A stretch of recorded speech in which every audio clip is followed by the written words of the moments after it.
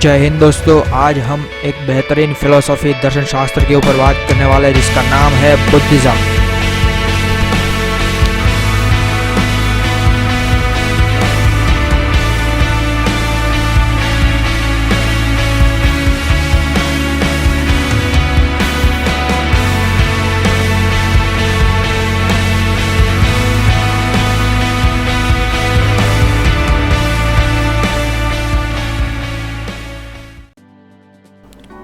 दोस्तों, बुद्धिज़्म एक फ़िलॉसफ़ी है, दर्शन शास्त्र है। ये कोई बनी बनाई चीज़ें है, लेकिन इसमें भगवान बुद्ध ने कभी भी किसी को फोर्स नहीं किया है कि नहीं आपको यही रूल बुक फॉलो करनी होगी, ऐसा भगवान बुद्ध ने कभी नहीं बोला। भगवान बुद्ध ने तो सिर्फ अपने एक व्यूज़, अपने एक ओपिनियन शेयर किए हैं कि अगर आपको ठीक लगे तो आप चलिए, वरना कोई बात नहीं। चलिए दोस्तों, दो इम्पॉर्टेंट चीज़ें से मैं शुरू करूंगा वीडियो को इंटरेस्टिंग बनाने के लिए। देखिए, एकदम ध्यान से सुनिएगा। आपका जो वर्तमान है, आपका जो प्रेजेंट है, वो आपके भूतकाल का एक रिजल्ट है। आपने अपने पास्ट में, अपने भूतकाल में कितने एफर्ट किए हैं, उस प्रकार से नक्की होगा कि आपका प्रेजेंट कैसा है और आपका फ्यूचर क्या होगा। ये इस बात पर निर्भर करता है कि आपने प्रेजेंट पर कितने एफर्ट किए हैं। यानी कि अब आप जो इसी घड़ी के दौरान आप जो कर रहे हैं, वो आपके फ्यूचर को बेहतर बनाने में आपकी हेल्प करेगा। दोस्तों, दूसरी बात, एक बार भगवान बुद्ध का एक शिष्य, एक फॉलोअर नाराज़ हो गया, क्रोधित हो गया और कहा कि हे बुद्ध, तुमने अभी तक मुझे कुछ बताया नहीं है कि संसार का ओरिजिन क्या है और भगवान कहाँ है। हम मर जाते हैं तब हमारे साथ क्या होता है। भगवान बुद्ध ने बोला, देख भाई, मैंने तेरे साथ कोई कॉन्ट्रैक्ट साइन नहीं किया है। तू आया भी अपनी मर्जी से है और जाएगा भी अपनी मर्जी से है। तो ये आपके ऊपर है कि आप इस बात पे फॉलो करें या ना करें। लेकिन भगवान बुद्ध ने कहा, चलो कोई बात नहीं, मैं तुम्हारी हर चीज़ का जवाब दूंगा। भगवान बुद्ध ने उस इंसान को जंगल में ले गए और अपनी मुट्ठी में पत्ते कुछ लिए और बोला कि क्या इस पत्ते में जो क्वांटिटी है, इस पत्ते की जो क्वांटिटी है जो मेरी मुट्ठी में है, वो क्या इस जंगल के पत्तों से ज़्यादा है। तो शिष्य ने कहा, कैसा गुरु यार, कैसे सवाल पूछ लिया। अरे बिल्कुल नहीं, जंगल में ज़्यादा पत्ते हैं आपकी मुट्ठी से। तो भगवान बुद्ध ने बोला, बस इसी तरह से हमारे जीवन में लाखों हज़ारों क्वेश्चन हैं, लेकिन हमें उसी क्वेश्चन के आंसर खोजने चाहिए जो हमें अपनी ज़िंदगी में हैप्पीनेस दिलाए, खुश रखे। हर चीज़ का जवाब ढूंढने में आप अपना टाइम ज़ाया मत कीजिए। दोस्तों, अब हम बात करते हैं कि who is the Gautam Buddha. दोस्तों, ये एक राजकुमार थे, प्रिंस थे, लुम्बिनी राज्य जो आज नेपाल में स्थित है। भगवान बुद्ध ने अल्टीमेट ट्रूथ को पाने के लिए अपने राज्य का त्याग कर दिया, सभी सुखों का त्याग कर दिया और संन्यास की ओर निकल पड़े। दोस्तों, शास्त्रों में इसे कहते हैं महाभिनिष्क्रमणा।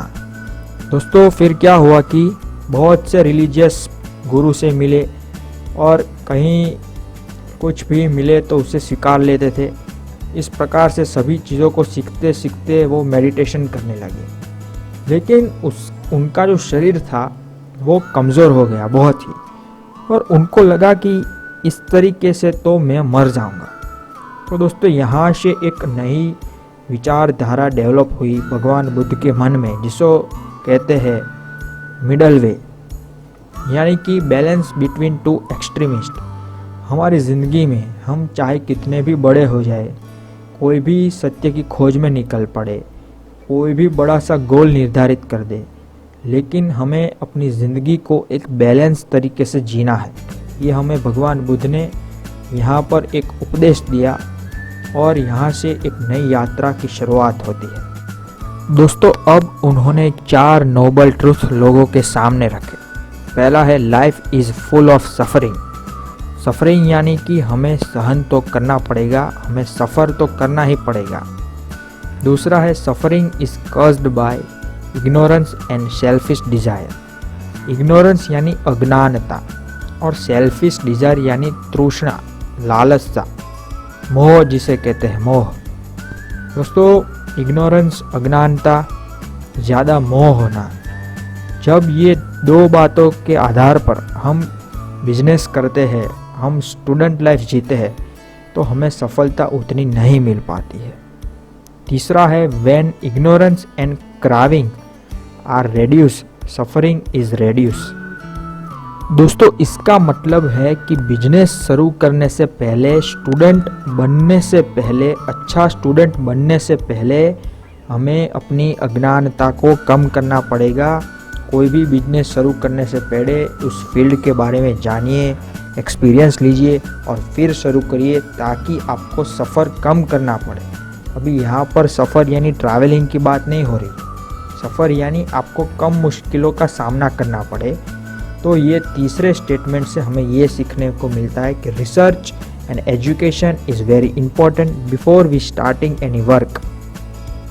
चौथा है the way to overcome suffering is the path of enlightenment. Enlightenment यानी 8 मार्ग है जो बहुत ही इम्पोर्टेंट है समझने में, और ये ही इस पूरा का पूरा सार है मेरे इस वीडियो का। ध्यान से सुनिए दोस्तों। बुद्धिस्ट शास्त्र में इसे कहते हैं धर्म चक्र परिवर्तन। देखिए सबसे पहला मार्ग जो है वो है right view, know the truth. सबसे पहले सच क्या है वो जानिए, और एक अपना व्यू जो आप अपना एक दृष्टिकोण बनाते हैं वो सही होना चाहिए कोई भी चीज़ को शुरू करने से पहले। तो अब दूसरा है राइट इंटेंशन, मतलब कि free your mind of evil. खराब तत्वों को अपने माइंड से बाहर निकालिए। आपके बिजनेस, आपके व्यवसाय का उद्देश्य ये कभी नहीं होना चाहिए कि मैं गरीबों का शोषण करूँगा, इनोसेंट पीपल को हैरान करूँगा। नहीं, इंटेंशन आपका एकदम सही होना चाहिए। वो कहता है ना कि वाई, क्यों मैं ये चीज़ कर रहा हूँ। बड़े बड़े कॉरपोरेट्स में वाई क्लियर करना बहुत ज़रूरी है।